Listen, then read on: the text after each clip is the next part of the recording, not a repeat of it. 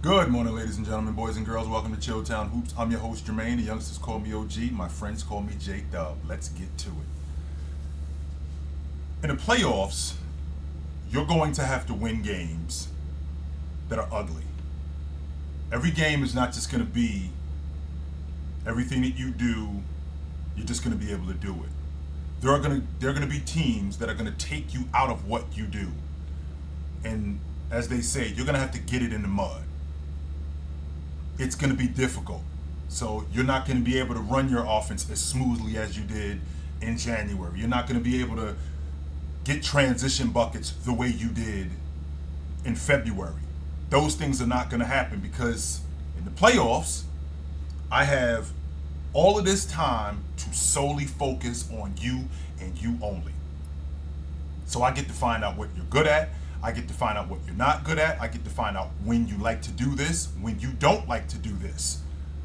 And I thought that the Brooklyn Nets had a lot of fight in them. Not only did they have a lot of fight in them, they brought the fight to Philadelphia.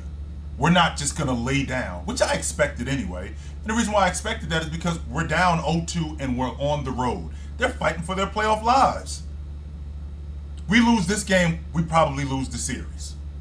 Series is probably over if we lose this game.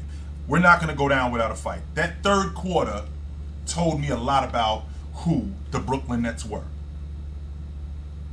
How deep they were in a hole and how they fought to get back in the game, making Philadelphia guard for stretches. Now, what Philadelphia did was they went away from what was working, which was continuing to speed the game up. I personally don't think that they need Joel Embiid in this series. I just don't.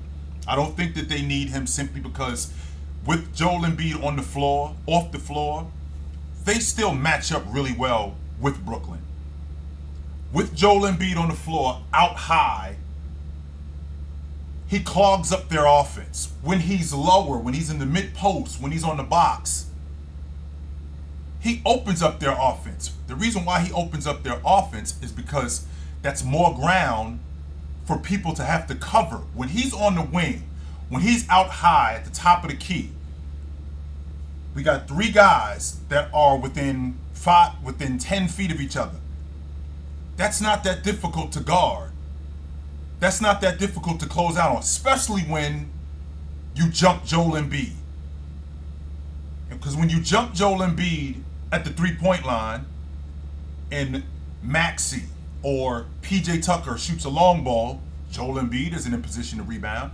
And we all know that when you shoot the long ball, you're gonna get long rebounds. What do long rebounds do? Long rebounds lead to transition. That's how Brooklyn got back in the game and getting on the backboard. I thought they did a really good job at that, but I thought Philadelphia did a good job in staying composed after the incident, and we're going to get into that in a minute. I thought they did a good job of staying composed after the incident. And I'm a huge fan of Maxey. I think that he's one of the better young guards in the league. He gets to the basket with the best of them. He's one of the better transition players in the game. He's one of the better, not just shot creators, but playmakers. He makes plays for other guys because of his ability to get to the rim, how he collapses the defense. He did that yesterday, and that just opened up so much more offense for the rest of the crew. Now, when you talk about a guy like Joel Embiid, who he kicked Claxton, I mean, let's call it what it is. He kicked him. Should he have been tossed? By the letter of the law, yes. He should have been tossed. But what we can't do is we can't equate his situation with Draymond's.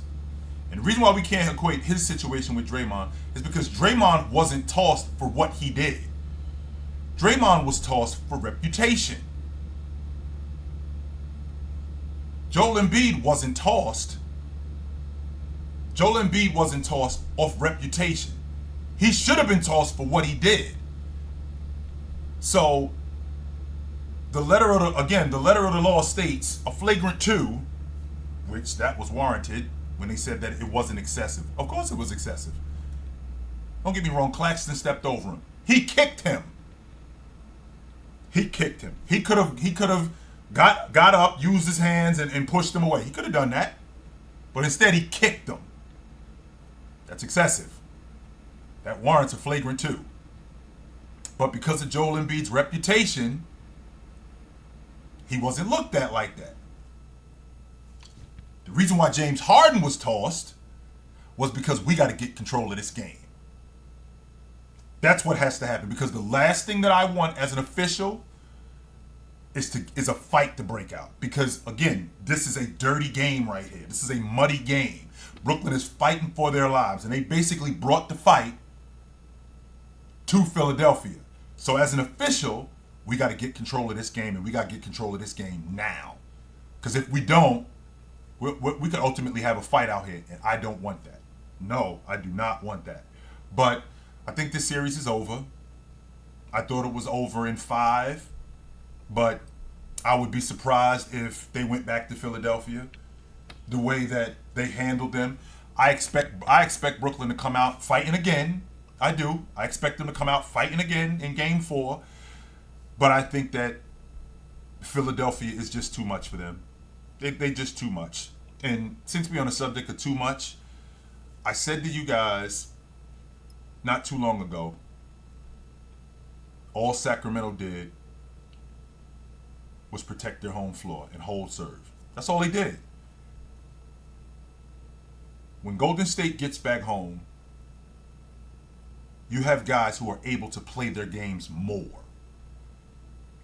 because they're comfortable. They're in the confines of their own home.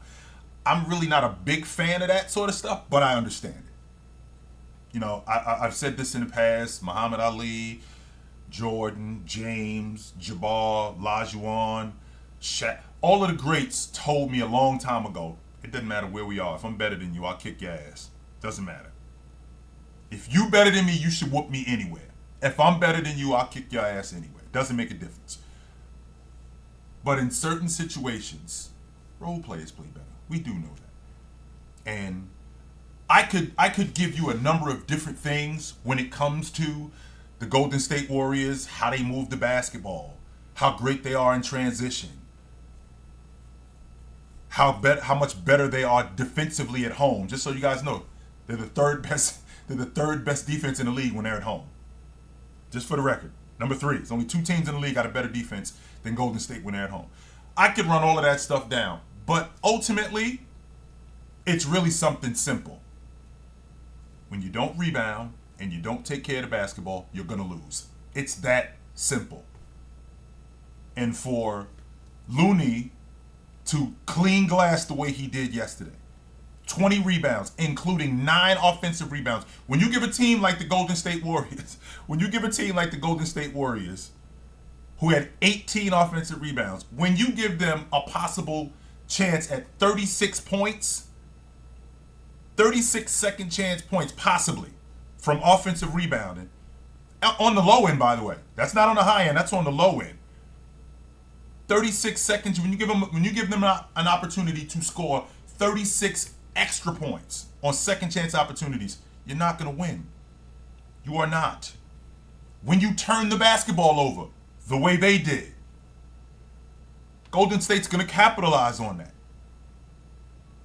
I thought that with Looney rebounding the way he did, I thought they did a good job of slowing Sacramento down. That's the key in this series. Making Sacramento guard for stretches and holding them to 1 rebound. And holding them to 1 shot, I'm sorry. When you hold them to 1 shot, you now get to dictate tempo. Right? You get to dictate tempo. You get to dictate how fast you want to play. When you make them guard like they did last night. And I thought they did a damn good job at that. Sacramento is, I believe, the best road team in the Western Conference. I think Golden State is the 3rd best home team. Now, again, guys, I understand that Sacramento wins 60% of their games, 60% of their road games. But I also know that Golden State wins 80% of their home games. So who are you taking?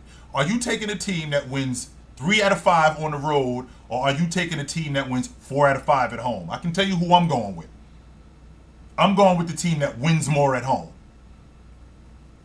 I'm definitely going with the team that wins more at home. Sacramento, in order to have an opportunity to win, they got to take better care of the basketball. They do. Because when they don't, they allow the Golden State Warriors, one, to get out in transition, and they got to rebound.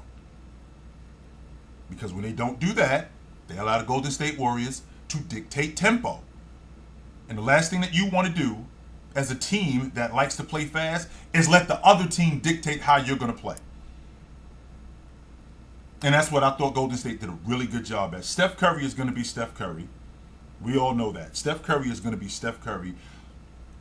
Andrew Wiggins did a great job on switches with De'Aaron Fox and pushing him further away from the basket and forcing him into tough shots.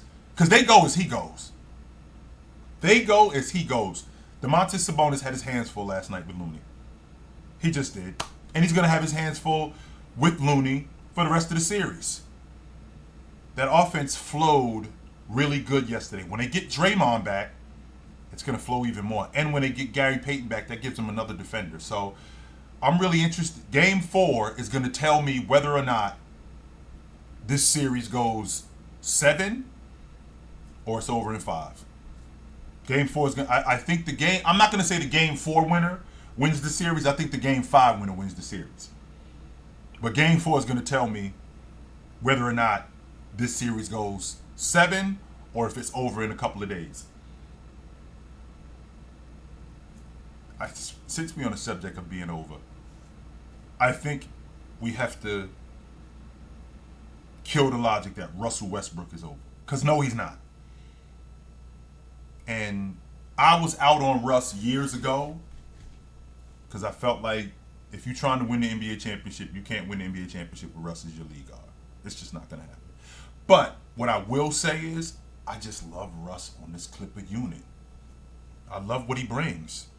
Once he slows himself down and gets himself more under control, he's one of the best lead guards in the game. Russ got going fast early, was turning the basketball over, which is part of who Russ is. I mean, he had 5 turnovers in the first half. Just so you guys know, they made adjustments in the second half. He only had 1 turnover in the second half. That's it. And 5 assists. And that was largely due to him being more assertive offensively as a scorer. And that opened up the offense for other people because now they had to deal with Russ more. He was able to get Powell in spaces where Powell could go one-on-one. Or Powell can knock down open shots. I think the difference in this was Devin Booker in that drop coverage, there's no way that you're going to be able to stop him, particularly in the meat and potatoes of the game. You just aren't. The only way that you can possibly slow him down is you're going to have to go with what Ty Lue went with yesterday, where we got to take the bigs off the floor. And when we get in screen and roll, we got to chase Book off the screen. We have to. Because the drop coverage isn't going to work. He's going to stick that 18-footer all night long. All night long. And I never thought that I would be... I never thought that I would say Kevin Durant in a quiet 28. I never thought that I would say that. But the reason why it's quiet is because what Devin Booker is doing. They don't get DeAndre Ayton involved in the offense as much as they should. I saw Chris Paul miss him plenty of times on rim runs. Or pick and dive where he buried guys underneath the basket. And he was wide open and they missed him. And I think that's going to come back to bite them later. I do.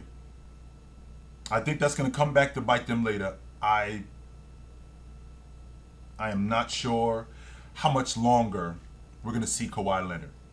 And I know a lot of people don't want to hear that, but the reality is he was breaking down years ago, and it's just gotten progressively worse. I'm not sure that he's going to be around. I don't think his body going to hold up for 2 more years. I just don't. But I know what is going to hold up. I'm going to hold up because the playoffs are here. So I'm here for it, guys. You know where to find me, and I will be here for it. But until then, take it light, but take it.